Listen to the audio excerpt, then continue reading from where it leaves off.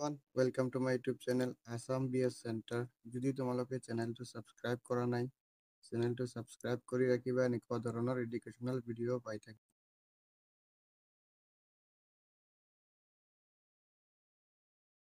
4 নম্বৰৰ পৰা প্ৰশ্নকেইটা সমাধান কৰিম। প্ৰথম প্ৰশ্নটো কি দিয়া আছে? 4 নম্বৰ প্ৰশ্নটো আছে 5.5 মিটাৰ কাপোৰৰ দাম 547.25 টকা হলে 1 মিটাৰ কাপোৰৰ দাম কিমান হ'ব? এইটোৰ কাৰণে প্ৰথমে কি কৰিব লাগিব? এইটো সলিউশনটো কৰাৰ কাৰণে প্ৰথমে লিখিব লাগিব দিয়া আছে এনেকৈ লিখিব পাৰা 5.5 মিটাৰ কাপোৰৰ দাম 547.25 টকা দিয়া আছে। এতিয়া 1 মিটাৰ কাপোৰৰ দাম আমাক ওলাব লাগে। গতিকে অতএব দি পেলাই লিখিম 1 মিটাৰ কাপোৰৰ দাম কি হৈ যাব? ইয়াৰ লগত 1 মনে মনে পূৰণ হিচাপে আছে, গতিকে 5.5 টো যেতিয়া বাওঁফালৰ পৰা সোঁফালে যাব গতিকে কি হৈ যাব? পূৰণ আছে, হৰণ হিচাপে হৈ যাব। 547.25 হৰণ 5.5 এইটোৰ উত্তৰ যিমান ওলাব সেইটো হ'ব 1 মিটাৰ কাপোৰৰ দাম ইমান টকা ওলাব। এতিয়া আমি হৰণটো কৰিম। হৰণটো কৰাৰ কাৰণে কি কৰিম? প্ৰথমে লিখি লম 547 তাৰপিছত আছে 0.25 এইটো আমি অকমান কি কৰি লম? সৰল কৰি লম। প্ৰথমে কেনেকৈ সৰল কৰিম? 54725 ইয়াৰ 2 ঘৰ পিছত কি আছিল? দশমিক আছিল। গতিকে যদি দশমিকটো উঠাই দিও কি কৰিব লাগিব? 100 দি হৰণ হ'ব। তাৰপিছত হৰণ চিহ্ন আছে, হৰণ চিহ্ন দিম। আৰু ইয়াতে 1 ঘৰ পিছত কি আছিল? দশমিক আছিল। দশমিকটো উঠাই দিলে কি হ'ব? 10 দি কি হৈ যাব? হৰণ হৈ যাব। এতিয়া লিখিম প্ৰথমে কি কৰিছো? দশমিকটো উঠাই দিছো, তাৰপিছতহে হৰণ কৰিব পাৰিম। এতিয়া 54725 তলত 100 আছিল, 100 থাকিব। হৰণ চিহ্নৰ জাগাত পূৰণ চিহ্ন দিলে কি হ'ব? লবটো হৰ আৰু হৰটো কি হ'ব? লব হৈ যাব। এতিয়া ইয়াৰ এটা শূন্য, ইয়াৰ এটা শূন্য কাটি দিব পাৰো। থাকিল কিমান? ইয়াতে থাকিল 1/10 পূৰণ 54725 হৰণ 55 এইটো আমি এতিয়া কি কৰিম? এইটো হৰণটো ওলাই লম। হৰণটো কৰাৰ কাৰণে হৰণটো কৰিম। এতিয়া 54725 হৰণ আছে কিমান? 55। এতিয়া হৰণটো কৰিম। প্ৰথমে 1 ঘৰ লম, যদি না যায় 2 ঘৰ লম, তথাপিও যদি না যায় প্ৰথমে কি কৰিম? 3 ঘৰ লম। 3 ঘৰ ললে কিমান বাৰ যাব? ম্যাক্সিমাম 9 বাৰহে যাব। 9 বাৰ গলে কিমান হ'ব? 9 5 গুণ 45 হাতত থাকিল কিমান? 4 আকৌ 9 5 গুণ 45 45 আৰু 4 কিমান হল? 49 এতিয়া বিয়োগ কৰিম। বিয়োগ কৰিলে কিমান হ'ব? 7 পৰা 5 গলে কিমান থাকিব? 2 4 পৰা 9 বাদ দিব নোৱাৰি, 1 ধাৰা নিব লাগিব, 14 হ'ব। 14 পৰা 5 গলে কিমান থাকিব? 14 পৰা 9 গলে কিমান থাকিব? 5 আৰু ইয়াতে কিমান থাকিল? 4 4 পৰা 4 গলে 0। তাৰপিছত এটা অংক তলত টানি আনিব লাগিব, আহিল 2টো। এতিয়া কিমান হল? 522 আকৌ কিমান বাৰ যাব? আকৌ ম্যাক্সিমাম 9 বাৰহে যাব। 9 বাৰ গলে অলপ আগতে পূৰণ কৰিলে কিমান হ'ব? 495 আকৌ বিয়োগ কৰিম। 2ৰ পৰা 5টো বাদ দিব নোৱাৰি, গতিকে 1 ধাৰা আনিলে কিমান হ'ব? 12 12ৰ পৰা 5 গলে থাকিব 7। ইয়াতে কিমান থাকিল? 1 1ৰ পৰা 9 আকৌ বাদ দিব নোৱাৰি, 1 ধাৰা আনিব লাগিব, আনিলে কিমান হ'ব? 11 11ৰ পৰা যদি আমি 9 বাদ দিও কিমান থাকিব? 2 থাকিব। এতিয়া ইয়াত থাকিল কিমান? 4 4 পৰা 4 গলে 0 0 নাই ভ্যালু। তাৰপিছত আৰু এটা অংক তলত আনিব লাগিব, কিমান হ'ব? 5টো তলত আনিলে কিমান হ'ব? 275 ইয়াতে কিমান বাৰ যাব? ম্যাক্সিমাম 5 বাৰহে যাব। 5 বাৰ গ'লে কিমান হ'ব? 5 5 গুণ 25 হাতত থাকিল 2 5 5 গুণ আকৌ 25 আৰু 2 কিমান হ'ল? 27। তাৰমানে এতে কি হ'ল? আমাৰ হৰণটো সম্পূৰ্ণ হ'ল। হৰণ ফলটো কিমান আহিল? 995। এতে আছিল 1/10 পূৰণ ইয়াৰ হৰণফল আমি কিমান পালো? 995। এতিয়া 995ৰ লগত এটা শূন্য হৰণ হিচাপে আছে, গতিকে কি হ'ব? এক ঘৰ পিছত ইয়াৰ দশমিক হৈ যাব। ইমান টকা। এটি হ'ব আমাৰ 1 মিটাৰ কাপোৰৰ দাম। কি লিখি দিব লাগিব? 1 মিটাৰ কাপোৰৰ দাম কিমান পালো আমি? 99.5 টকা। এতিয়া আমি 5 নম্বৰ প্ৰশ্নটো সমাধান কৰিম।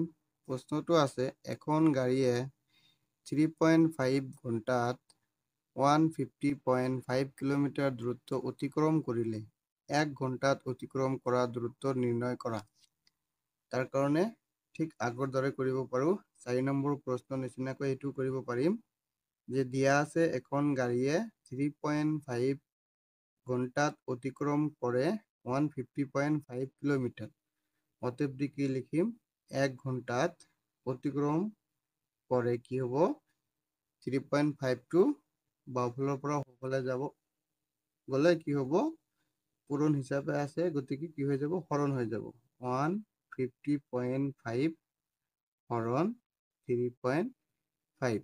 ইয়াতে আমি কি দেখা পাইছো? দুয়োটা সংখ্যাৰে কি আছে? এক ঘৰ পিছত দশমিক আছে, গতিকে আমি দশমিক নাই বুলি ধৰি ল'ব পাৰো। 1505 হৰণ 3.5 টো দশমিকটো দুয়োটাৰে এক ঘৰ পিছত দশমিক, এক ঘৰ পিছত দশমিক আছিল, গতিকে কি হ'ব? দশমিকটো আমি উঠাই দিব পাৰো। এতিয়া আমি কি কৰিম? এই সংখ্যাটোক হৰণ কৰিম। 1505 হৰণ 35। এক ঘৰ ল'ম, যদি নাযায় 2 ঘৰ ল'ম, নাযায় 3 ঘৰ ল'ম। 3 ঘৰৰ মাজত মেক্সিমাম কিমান বাৰ যাব?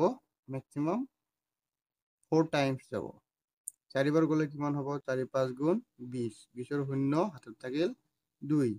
4 3 গুণ 12 যোগ 2 কিমান হ'ল? 14। তে বাকী থাকিল কিমান? শূন্যৰ পৰা শূন্য গ'লে শূন্য আৰু 5ৰ পৰা 4 গ'লে কিমান থাকিব? 1। 1ৰ পৰা 1 গ'লে শূন্য।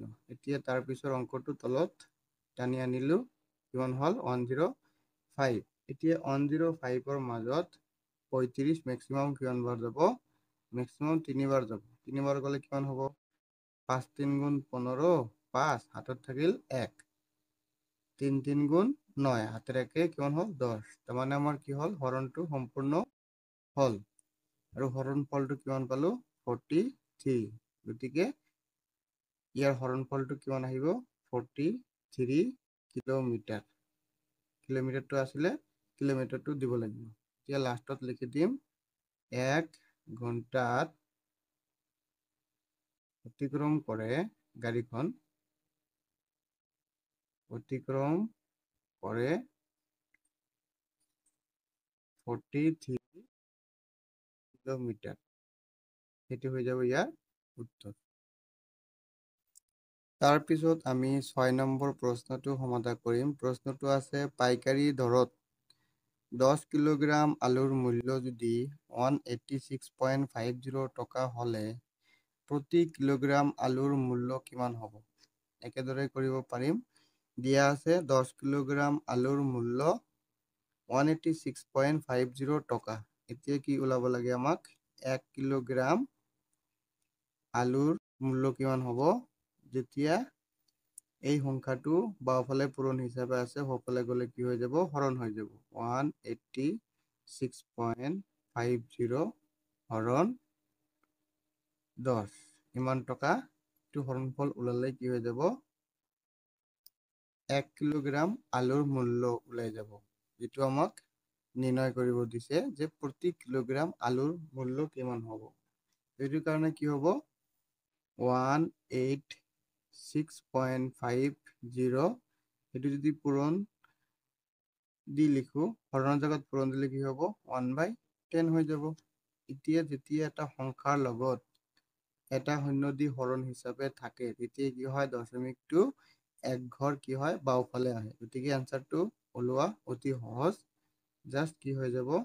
দশমিকটো যি ঠাইত আছিল তাৰ পৰা এক ঘৰ কি হ'ব?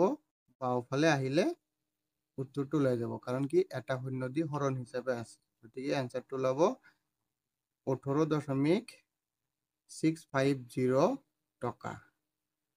টকাত থাকিলে দশমিকৰ পিছত আমি দুটা অংকহে দিব পাৰোঁ। গতিকে জিৰ'টো আমাক দিব নালাগে।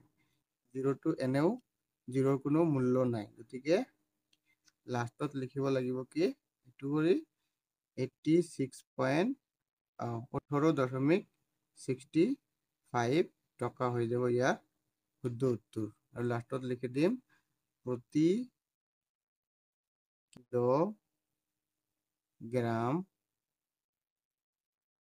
আলুৰ মূল্য কিমান হ'ব? প্ৰতি কিলোগ্ৰাম আলুৰ মূল্য হৈ যাব 18.65 টকা। এইটো আমাক ওলাব দিছে। এইটো হৈ যাব শুদ্ধ উত্তৰ। তাৰপিছত আমি 7 নম্বৰ প্ৰশ্নটো সমাধান কৰিম। প্ৰশ্নটো আছে, এখন বৰ্গ আকৃতিৰ পাচলি বাৰীৰ পৰিসীমা আছে 76.8 মিটাৰ। পাচলি বাৰীখনৰ এটা কাষৰ দৈৰ্ঘ্য কিমান হ'ব? ধৰি লৈছোঁ এইটো এটা বৰ্গ আকৃতিৰ পাচলি বাৰী। ইয়াৰ প্ৰতিটো কাষৰ দৈৰ্ঘ্য কিহেৰে বুজাও আমি? এলৰে বুজাও। এলেৰে বুজোৱা হয়। ইয়াৰ পৰিসীমাটো দিয়া আছে। বৰ্গৰ পৰিসীমাৰ ফৰ্মুলাটো কি আছিলে? 4L। বৰ্গৰ পৰিসীমাৰ ফৰ্মুলাটো আছিলে 4L। পৰিসীমাটো দিয়া আছে, এলৰ মানটো ওলালেই আমাৰ ইয়াতে যি ওলাব কৈছে যে পাচলি বাৰীখনৰ এটা কাষৰ দৈৰ্ঘ্য কিমান হ'ব সেইটো ওলাই যাব। গতিকে প্ৰথমে লিখিম দিয়া আছে বৰ্গ আকৃতিৰ পাচলি বাৰীৰ পৰিসীমা কিমান দিয়া আছে? 76.8 মিটাৰ। গতিকে এতিয়া লিখিব পাৰোঁ যে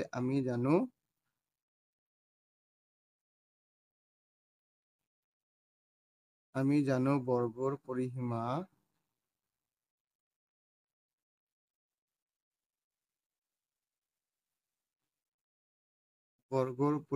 সমান সমান কি হ'ব?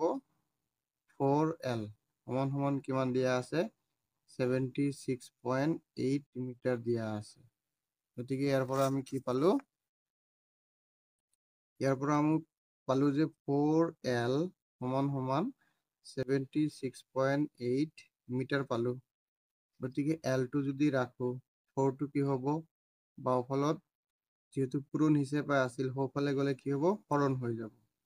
76.8 হৰণ 4। এতিয়া আকৌ কি কৰিব লাগিব? ডাইৰেক্ট হৰণ কৰিলেও হ'ব, নাইবা যদি দশমিকটো আমি হেৰি কৰি দিওঁ, দশমিকটো যদি আমি উঠাই দি হৰণ কৰোঁ, তথাপিও আমাৰ উত্তৰটো ওলাই যাব। গতিকে দশমিকটো আমি উঠাই দিম। দশমিকটো উঠাই দিলে কি হ'ব? 1/10 হ'ব পূৰণ 768। ইয়াতে যদি হৰণ চিহ্নৰ জেগাত পূৰণ চিহ্ন দিওঁ, তেনেহ'লে কি হ'ব? 1/4। 4ৰ তলত 1 আছিল, লবটো হৰ আৰু হৰটো লব হৈ যাব। এতিয়া কিমান হ'ব? 1/10 পূৰণ 768 হৰণ 4। এতিয়া কি কৰিব লাগিব? 768 সংখ্যাটোক 4 সংখ্যা দি 4 অংকটো দি কি এবাৰ হৰণ কৰি ল'ব লাগিব। কিমান বাৰ যাব? 7ৰ মাজত মেক্সিমাম একবাৰহে যাব। গতিকে বাকী থাকিল কিমান? 3 বাকী থাকিল। তাৰপিছত এটা অংক তলত আহিব। আকৌ কিমান হ'ব? 4 9 গুণ 36। এতিয়া বাকী থাকিল 0। তাৰপিছত অংকটো তলত আহিলে কিমান হ'ব? 8ৰ মাজত 4 কিমান বাৰ যাব? 2 বাৰ যাব। 2 বাৰ গ'লে ভাগটো কি হ'ল? সম্পূৰ্ণ হ'ল। ইয়াৰ হৰণ ফলটো কিমান পালোঁ? 1/10 পূৰণ 192 পালোঁ। এতিয়া যিহেতু এটা শূন্য দি হৰণ হিচাপে আছে, গতিকে কি হৈ যাব? 192 এক ঘৰ পিছত কি হৈ যাব? দশমিক কাষৰ দৈৰ্ঘ্য। এতিয়া আমাক যেটো ওলাব কৈছে সেইটো লিখি দিম। প্ৰতিটো কাষৰ দৈৰ্ঘ্য 19.2 মিটাৰ।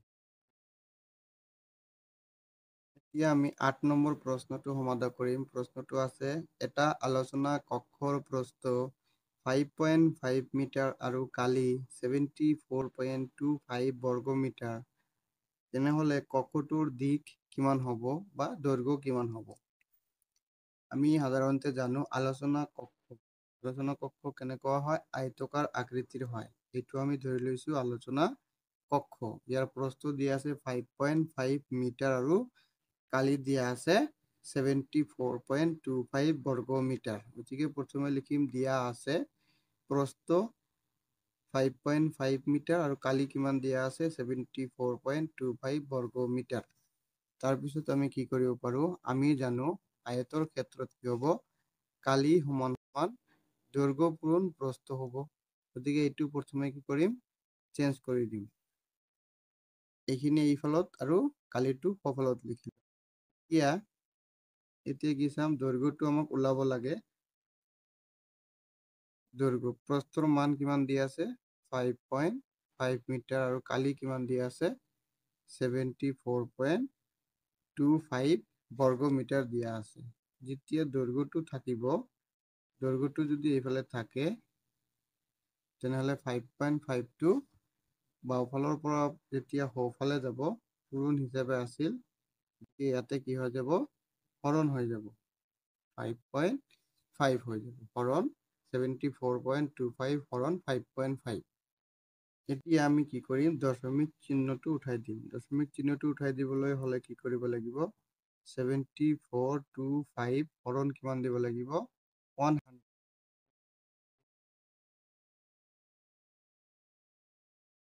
5.5 একবাৰ পিছত কি আছিল? দশমিক আছিল। এতিয়া কি কৰিম? হৰণ চিহ্নৰ জাগাত আমি পূৰণ চিহ্ন দিলে কি হৈ যাব? হৰণ চিহ্নৰ জাগাত যদি পূৰণ চিহ্ন দিওঁ তেনেহলে লবটো হৰ, হৰটো কি হৈ যাব? লব। তাৰপিছত এটা শূন্য কাটি দিব পাৰো। তাৰপিছত কিমান থাকিব? আগৰ অংকটোৰ নিচিনা 1/10 থাকিব পূৰণ 7425 হৰণ 55। এতিয়া 7425 সংখ্যাটোক যদি 55 সংখ্যাটো দি হৰণ কৰি দিওঁ, ইয়াৰ হৰণ ফলটো প্ৰথমে ওলাব লাগিব। এতিয়া এক ঘৰ ললেতো নাযায়, দুই ঘৰ ললে 74ৰ মাজত মেক্সিমাম একবাৰহে যাব। বাকী কিমান থাকিব? 4 - 5টো কৰিব নোৱাৰি। এক ধাৰ আনিলে কিমান হ'ব? 14 হ'ব। 14ৰ পৰা 5 গলে কিমান থাকিব? 9 থাকিব। ইয়াতে কিমান থাকিল? 6। 6ৰ পৰা 5 গলে 1 থাকিব। গতিকে এটা ঘৰ তলত আহিব। যেতিয়া দুই সংখ্যাটো তলত আহিল, তেতিয়া কিমান বাৰ যাব? মেক্সিমাম 3 বাৰ যাব। 3 বাৰ গলে কিমান হ'ব? 3 × 5 = 15। এইটো দি পূৰণ কৰিলে হাতত থাকিল 1। 3 × 5 = 15 আৰু 1 কিমান হ'ল? 16। বিয়োগ কৰিলে কিমান হ'ব? 2ৰ পৰা 5 বাদ দিব নোৱাৰি। 12ৰ পৰা 12ৰ পৰা 5 গলে কিমান থাকিব? 7। ইয়াতে থাকিল কিমান? ইয়াতে থাকিল 8। 8ৰ পৰা 6 গলে কিমান থাকিব? 2। 1ৰ পৰা 1 গলে 0। 0ৰ ভেলু নাই। আকৌ আৰু এটা সংখ্যা বাকী আছে। এই সংখ্যাটো তলত আনিলে কিমান হ'ব? 275। এতিয়া 275ৰ মাজত মেক্সিমাম কিমান যাব? 5 বাৰ যাব। 5 বাৰ দিলে কিমান হ'ব? 5 × 5 = 25। হাতত থাকিল কিমান? 2। 5 × 5 = 25 আৰু 2 কিমান হয়? 27। এতিয়া আমাৰ কি হ'ল? হৰণটো সম্পূৰ্ণ হ'ল। গতিকে কি আছিল? 1/10 পূৰণ ইয়াৰ হৰণফল কিমান পালো? 135। এতিয়া 135ৰ এটা শূন্য দি হৰণ হিচাপে আছে। গতিকে কি হ'ব? এক ঘৰ পিছত কি হৈ যাব? দশমিক হৈ যাব। ইয়াৰ এককটো কি হ'ব? দৈৰ্ঘ্য একক, যিহেতু মিটাৰ হ'ব। গতিকে এতিয়া আমি কি কৰিম? নিৰ্ণয়